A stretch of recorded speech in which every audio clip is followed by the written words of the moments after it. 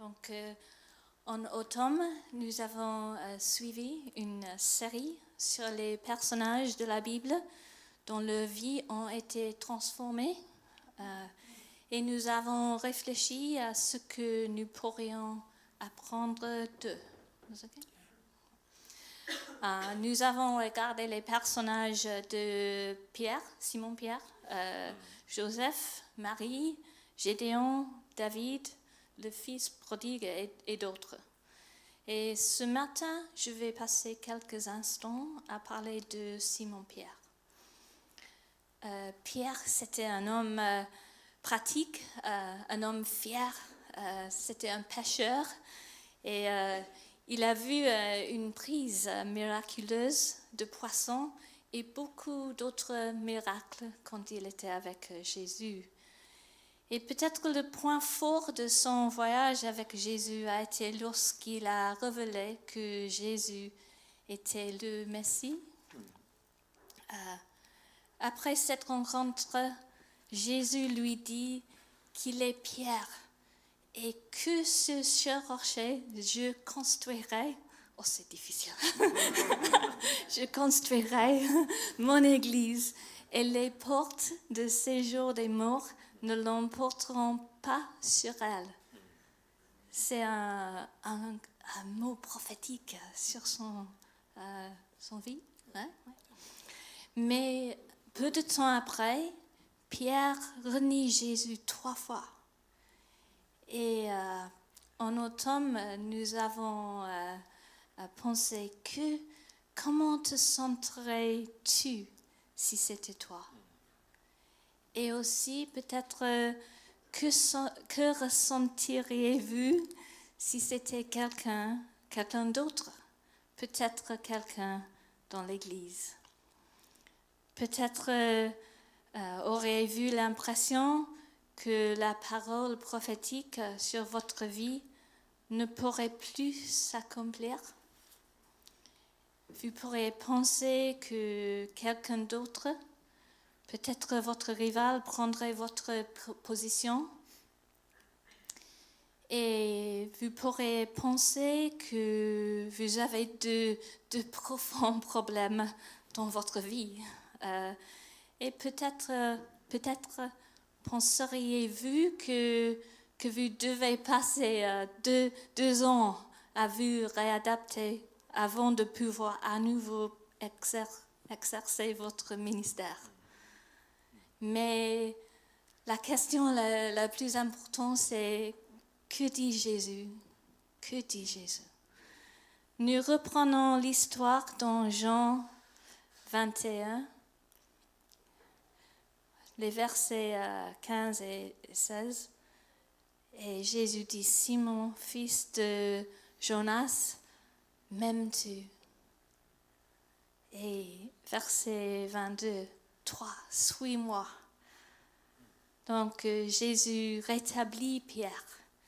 Ses paroles sont si tendres. Et donc Pierre, il est transformé par ces mots. Ce matin, je crois que Dieu nous dit la même chose. Peut-être avons-nous échoué et fait des erreurs, mais Jésus nous demande simplement, est-ce que tu m'aimes? Et suis-moi. Enfin, à Cheddar, nous attendons avec impatience l'année 2025. Et ce que Dieu a pour nous. Il nous parle de... oui, super, merci. De l'espoir. L'espoir qui est le fondement de notre foi. Il nous parle de la foi et la foi que nous verrons le ciel venir sur la terre et l'amour. Et il nous dit que nous devons rester tranquilles et savoir qu'il est Dieu et qu'il nous aime. Il y a beaucoup de paroles prophétiques sur Cheddar et aussi sur Saint-Malo. Et nous avons l'image de l'arc-en-ciel entre les 2 églises. Et J'ai une image, cette image c'est que les promesses de Dieu sont comme les pots d'or à chaque extrémité de l'arc-en-ciel. Mais en même temps, il y a tellement de choses que nous n'avons pas encore vues. Et il est facile de devenir découragé. Cependant, je pense que Dieu veut que nous déclarons à nouveau ses promesses. Je voudrais terminer en lisant ces versets de 2 Corinthiens, chapitre 1, verset 20. En effet, pour toutes les promesses de Dieu, c'est donc aussi par lui que nous disons Amen à Dieu pour sa gloire. C'est donc à nous de nous saisir de ses promesses et de leur dire Amen. Donc peut-être vous avez reçu des promesses l'année dernière, l'année passée, les années passées, et vous allez peut-être encore en recevoir cette année. L'important, c'est de s'appuyer sur les promesses que Dieu nous donne et de les accepter, de dire Amen à ses promesses. Oui, Amen. Le défi de Pierre, ça a été vraiment à un moment, se poser la question, comme Sam le disait, ce qui était important pour lui, qu'est-ce que Dieu me dit finalement ? Et en fait, la réponse est venue de Dieu lui-même et de cette promesse qu'il lui avait donnée. Tu es pierre et sur cette pierre, je bâtirai mon église. Et on a reçu effectivement nous-mêmes des promesses. Et tout ce qui va se passer dans notre vie va essayer de nous en détourner. Ça peut être des déceptions de nous-mêmes. Peut-être qu'il y a eu des déceptions sur nos vies, dues à nos choix, dues à nos décisions personnelles. Peut-être que dans nos cœurs, dans nos pensées, eh bien, il reste quelque chose comme de l'amertume dans nos vies. Parce qu'en fait, on ressent peut-être on s'est éloigné du plan de Dieu et qu'il est difficile à Dieu de nous reprendre tel qu'il nous aime. Et pourtant, son amour ne change pas. Il est le même hier, aujourd'hui, éternellement. Il nous a laissé tellement de promesses. Et aujourd'hui, c'est de savoir, est-ce que je dis Amen aux promesses de Dieu sur ma vie ? Ou est-ce que je laisse les déceptions du passé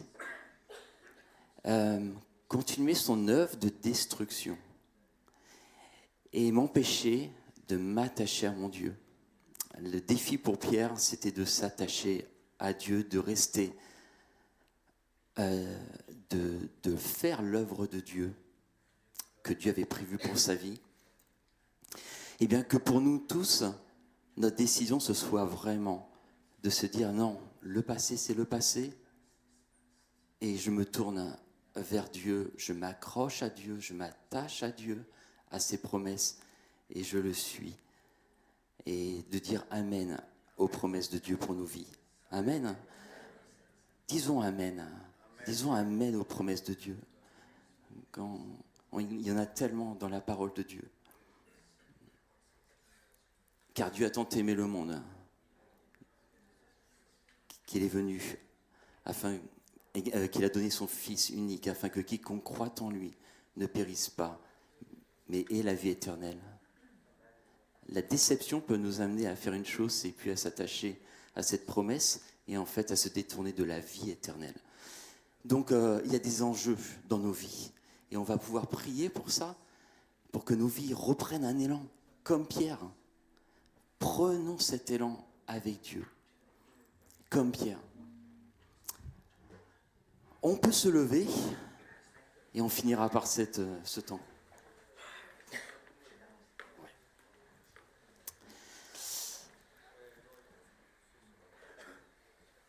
Oh Seigneur, nos vies sont entre devant toi et si nous nous levons, c'est pour dire oui Seigneur. Tu es le Dieu de notre vie, ta promesse est pour nous et nous voulons la vivre pleinement. Tu as un plan pour nos vies. Ta main est sur nos vies, ton regard est sur nos vies. Tu nous vois et nous voulons demeurer dans la grâce. Cette grâce qui nous fait triompher lorsque nous nous sentons incapables. Seigneur, nous nous attachons à cette grâce chaque jour de notre vie pour continuer à marcher en toi. Et nous te prions, Seigneur, maintenant de faire ton œuvre dans nos cœurs, d'enlever toute la tristesse des choix du passé, tout ce qui a pu nous décevoir de nous-mêmes, et à dire, Seigneur, je suis ton serviteur. Oh Seigneur, merci de faire ton œuvre dans nos vies et que cette année 2025 puisse refléter la décision que nous prenons ce matin de marcher à tes côtés en s'appuyant sur les promesses que tu nous as données. Alléluia. Ces promesses sont oui et amen. Alors Seigneur, donne-nous de les vivre cette année avec confiance en toi, avec zèle, comme Pierre a pu le vivre.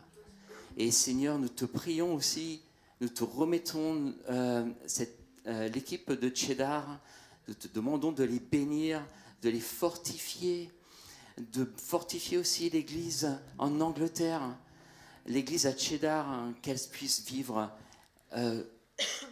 une expérience particulière cette année, une démonstration de ta puissance, une œuvre de ta part qui les étonne. Oh, merci Seigneur de bénir ce pays d'Angleterre. Merci de poser ta main sur cette église d'Angleterre. Mon Dieu, qu'elle rayonne et qu'elle puisse rendre témoignage à ta gloire. Nous te bénissons Seigneur. Amen.